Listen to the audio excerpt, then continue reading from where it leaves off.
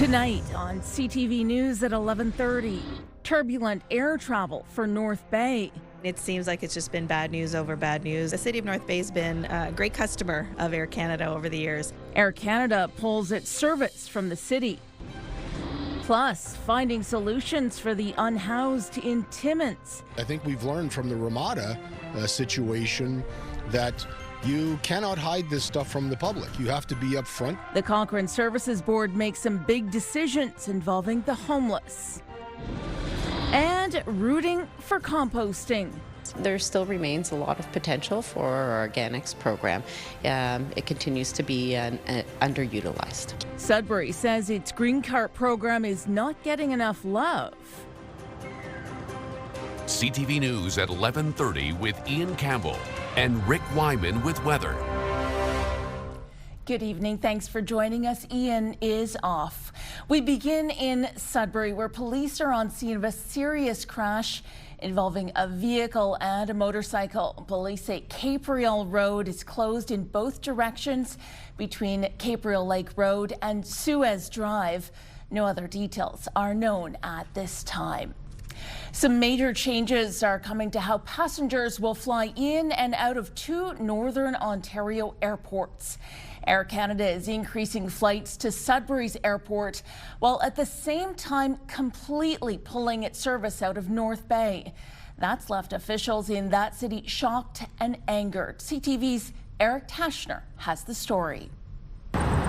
When the end of January rolls around, Air Canada will be grounding all services in and out of the North Bay Jack Garland Airport, leaving the local Chamber of Commerce incensed. It seems like it's just been bad news over bad news. The city of North Bay has been a great customer of Air Canada over the years. This will make travel more difficult for passengers who need to get to Toronto for business, medical appointments, or for a connecting flight.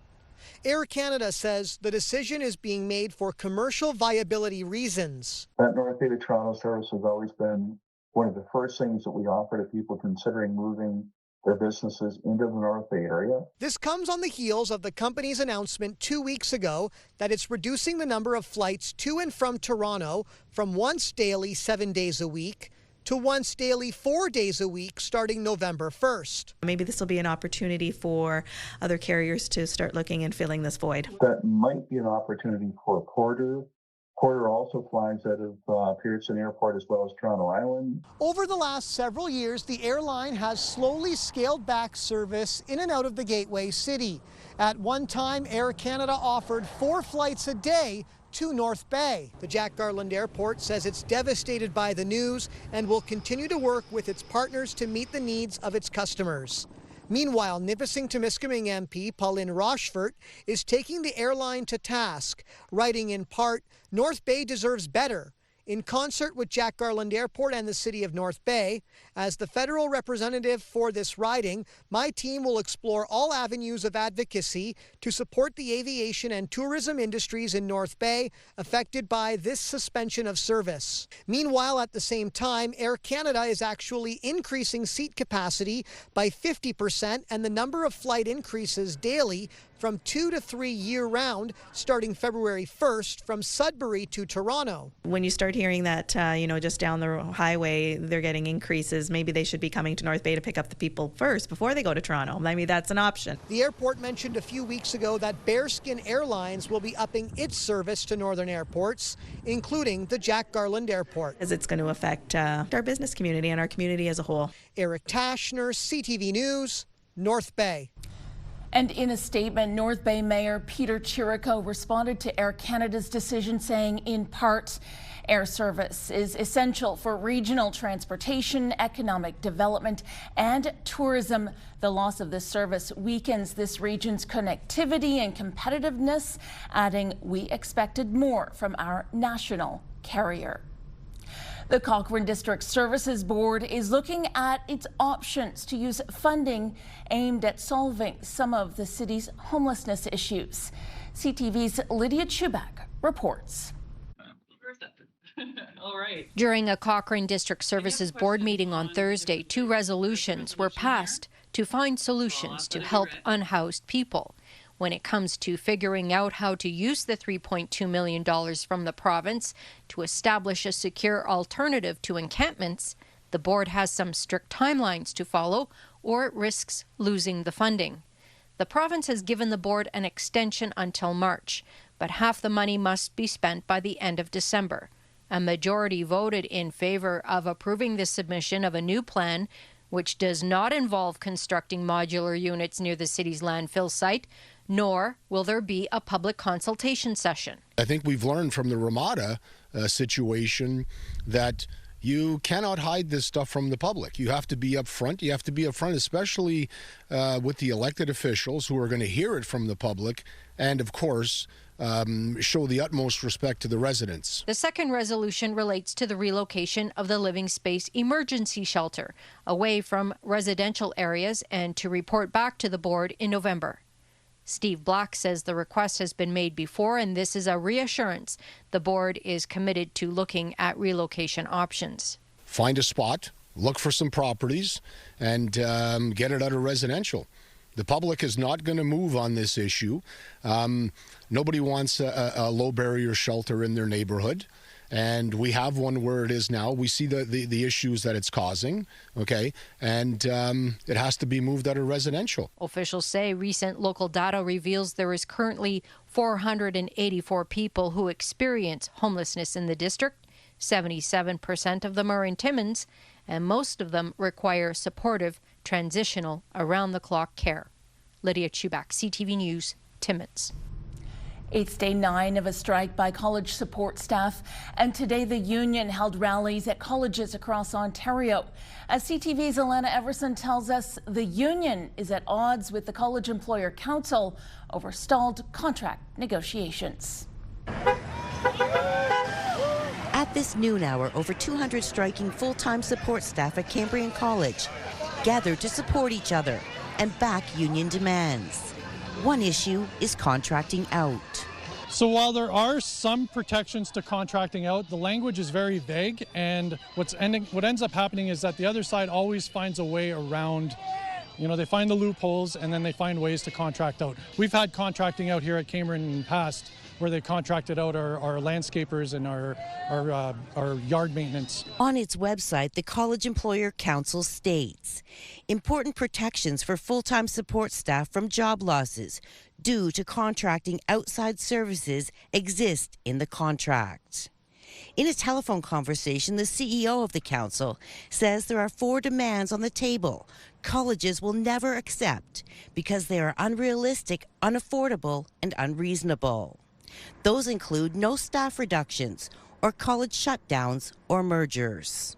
Robert Montgomery represents other OPSU unions at Cambrian for full-time and part-time faculty that are not on strike but came out to show support at the rally. They are truly the lifeblood of the college, and we need them back in the workplace, and we need the College Employer Council to bargain fairly with them and get them back to work to do the job that they need to do. The Union for the Striking Support Workers says there are other issues in the dispute. Making sure that we don't end up with split shifts. There are some concessions that the college side has always tried to offer or put up, and we don't want those concessions. We fought for years to gain some of these benefits that we have, and we don't want to lose them. At this point, both sides remain far apart on a number of issues, but both say they want to resolve the bargaining stalemate. Alana Everson, CTV News, Sudbury. The City of Greater Sudbury says its Green Cart program, which collects compostable waste, is significantly underutilized. CTV's Madison Marier has that story.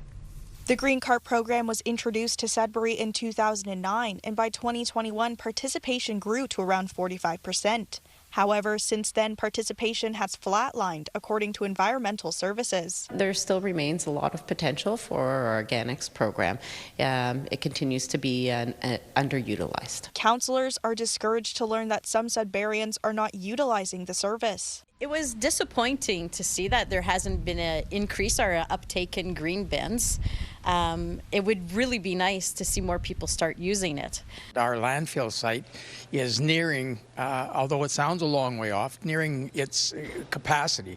And in 25 years, we will no longer be able to use that facility. Even more alarming for Fortin is the chance of restructuring waste collection. My concern of all this is the threat of clear garbage bags. Nobody wants to go to clear garbage bags. The clear garbage bag system allows collectors to see what contents inside should head to waste. And if too many compostables or recyclables are inside, they may refuse it. However, Brownlee argues that this system has shown success in cities where applied. Organic waste creates a methane emission, and those are really greenhouse gases. When you compost, we reduce those methane emissions, and we create a nutrient-rich soil. We spoke to one Sudburian who said composting is easy. We have them at the side of the house here, and every night they put the compost in them. Start with the simple things, like I said, the coffee grinds, the eggshells, the banana peel, and you can work your way up. Madison Marier, CTV News, Sudbury. Time now for a short break here on CTV News. Coming up, Rick will have your full weather forecast. But now let's take a look at the current conditions. Cool temperatures up in the northern part of our broadcast region. 0 for Timmins, 2 in Timiskaming Shores and Kapuskasing. A bit normal for Sudbury and North Bay at 6 and 7 degrees. 10 on Manitoulin Island and 10 for Sault Ste. Marie. More after the break. It happened. Send it to CTV News. Text 10400. From your screen to ours. Text 10400. Weekend is here, and here we go with some sunshine in our forecast for tomorrow. Some precipitation coming up. At least the chance of precipitation for a day or two or three at 30 or 40%. Let's take a look and see what's happening here. Early Sunday morning, perhaps, we've got some precipitation rolling through, and we'll find out the extent in just a moment as we take a look at your numbers for the next couple of days. Sudbury, Nickel Belt, sunshine at 18, cloud cover Sunday at 17. Here we go, either 40 or 30% chance of precipitation Monday, Tuesday. Your highs 19 and 18. Then we go sun and cloud Wednesday and Thursday at 18 and 20. How about Sault Ste. Marie, Algoma, mainly sunny tomorrow at 20, chance of showers Sunday, Monday, Tuesday. Daytime highs ranging from 17 to 21 to 19. Then we go sun and cloud Wednesday and Thursday at 19 and 20, a few degrees above normal. Timmins, Cochrane, Kapuskasing, sunshine tomorrow at 17, chance of showers for no less than 3 consecutive days, 30%, 40%, back down to 30%. What are we going with this weekend? We'll have to find out. 18, 19, and 15 your daytime highs. Wednesday, Thursday, sun and cloud both days, 19 and 21. Of course, above normal, which is 15. Timiskaming Shores, Kirkland Lake, sunshine tomorrow, 17. Chance of showers Sunday, Monday, Tuesday. Again, that 30%, 40%, back down to 30% for all 3 days. Your daytime highs 17, 18, and 17. Then we've got sun and cloud Wednesday, Thursday, 19 and 21, the expected highs. A few degrees above normal for this time of the year. North Bay, West Nipissing, sunshine tomorrow at 18, sun and cloud Sunday 19. Chance of showers for only 2 days, Monday, Tuesday at 40% and 30%. Daytime highs 21 and 18. Meanwhile, Wednesday and Thursday, sun and cloud both days, your highs around 18, 19 degrees, a few degrees above normal. So, Angela, Gemmell, here we go with our typical weekend forecast. We'll start things off with some sunshine tomorrow, then run the risk of the chance of precipitation. So, as I said, 30%, 40%, maybe 2 days, possibly 3, then back to more sunshine. I'll throw things back to you on the desk. Thanks for that, Rick. Ontario's police chiefs are voicing support for speed cameras following Premier Doug Ford's threat to scrap them. The Ontario Association of Chiefs of Police says the cameras are effective. It also says they free up resources for other public safety priorities. The group urges municipalities to use the cameras strategically to support other road safety measures. The recommendation comes after Premier Ford called the cameras a cash grab and warned municipalities if they didn't get rid of them on their own, his government would. A new youth hub for young children and their families is now officially open in New Sudbury.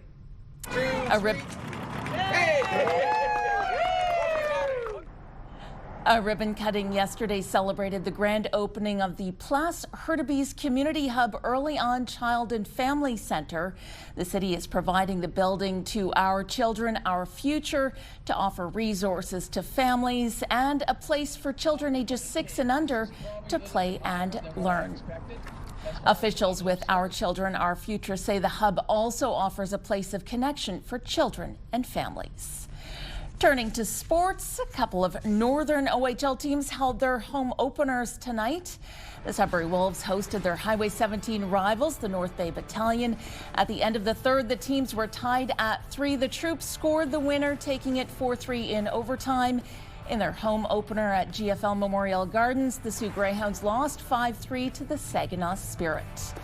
To the NOJHL now, the Hearst Lumberjacks beat the Sioux Eagles 7-4, while the Timmins Rock pummeled the Blind River Beavers 6-1. And the Sioux Thunderbirds got by the Espanola Paper Kings 6-4.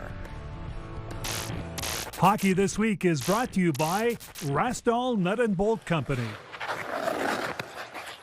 Welcome back to another season of Hockey This Week. We start with a special in-studio guest and Dr. Mo St. Martin of Sudbury, who can only be described as a lifelong fan of the Montreal Canadiens. Now, he wants to right what he perceives as a wrong in team history by having Coniston native Toe Blake's jersey raised to hang from the rafters at the Bell Centre. Thanks for dropping by. Oh, thank you. Now, thanks for sharing more on your campaign. So when did you first realize that something was amiss? Well, two of my brothers and I went to see a Habs game, November 18th, 2024, against McDavid and the Oilers. We win 3-0, visited the press box, state of the art. And from there you see the rafters and all of the jerseys hanging. But something was missing. Something was missing. Elmer Locke was there. Rocket Richard was there. But the other member of the punchline, Toe Blake, wasn't there, despite a storied 13-year career as a hockey player, not as a coach, as a hockey player. So it just got me going. And at the end of the tour, I asked our tour guide, who was a retired high school teacher, I said, you know what, I need to start a petition and get his jersey retired. Okay, now, you've compiled massive statistics on Toe's accomplishments, not as a coach, but as a player. What does this say about him? It says that he's an amazing hockey player. He was voted to the top 100 of 1917 to 2017 players. 33 players were taken from the first 50 years, 67 from the second. He was number 66.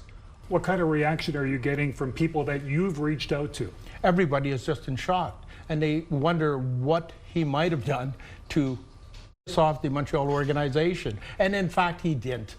You know, he went from a hockey player to an excellent coach, and I think his coaching career eclipsed some of the hockey statistics, and people have kind of forgotten about that part of things. Okay, so what can be done by the public, by the community, by Greater Sudbury to right this wrong?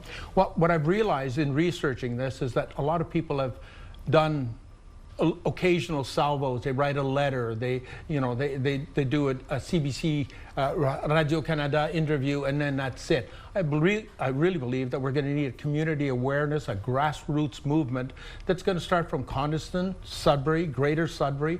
I've already had a meeting with the mayor, Honorable Paul Lefebvre, and the deputy mayor, Al Sizer, a couple of councillors for the area, and they've all given us, or given me my support and need to explore this further. We're going to have community rising to get this going.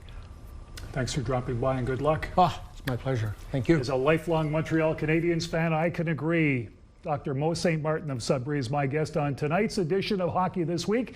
Please join us next Friday at this same time.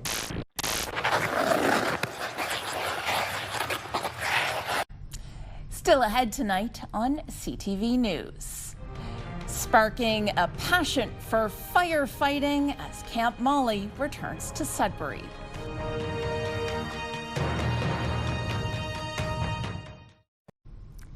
Camp Molly has returned to Sudbury this year, showing 35 young women the skills of the trade, thanks to the help from volunteer firefighters.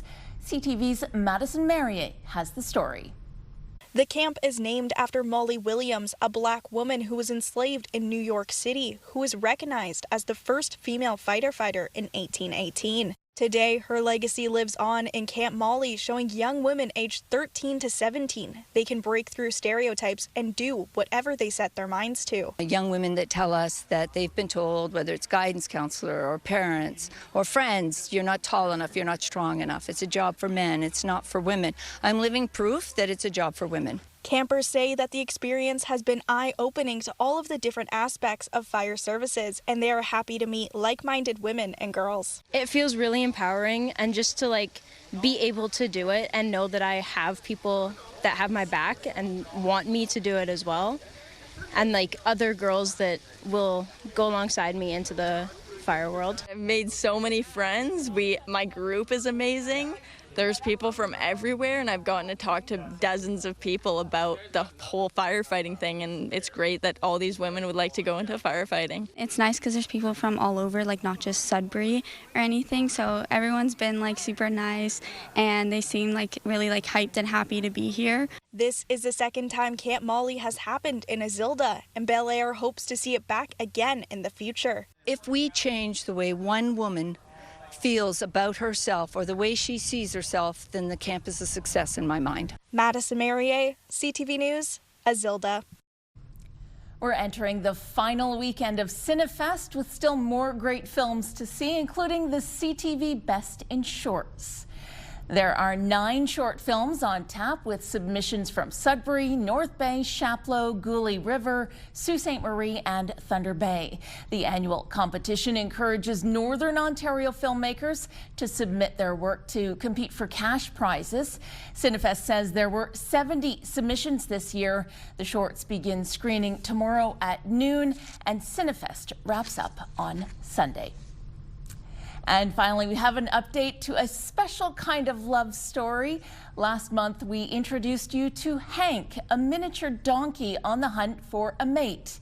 Well, the barnyard bachelor has found his match. CTV's Alexander Hollick has the story. The Princess Buttercup. Trotting out of her carriage, this 7-year-old miniature donkey is making herself known. Day by day, she's, snuggling in, and she's going to be fantastic. Buttercup arrived at Erin Hill Acres on Monday, following the farm's months-long hunt for the Jenny to their Jack. We got inquiries basically across Canada, if not globally. That girl good? Hank had several options to choose from, eventually setting his sights on a sweetheart from Sinopoli Farm. Buttercup is one of a kind. Wendy Sinopoli says she had no idea the Barnyard Bachelor was just a short drive away. One of my girlfriends actually texted me and said, "Have you seen this donkey on the TV and looking for love?" And I said no. And she sent it over to me, and everything started from there. The arranged donkey ship has started taking shape. We're easing them in a little bit. We have them in similar pastures. You could say it's love at first bite. And excitement is in the air. You could probably hear in the background there, Hank is very excited that Buttercup's out. But the pair will have to spend some time apart before they're put in the same pasture. We're still in the courting phase of the relationship.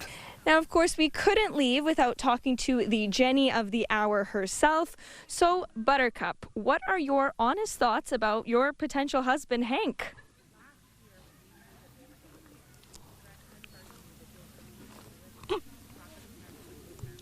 A lot to say. While Buttercup may be a woman of few words, Hank speaks for himself.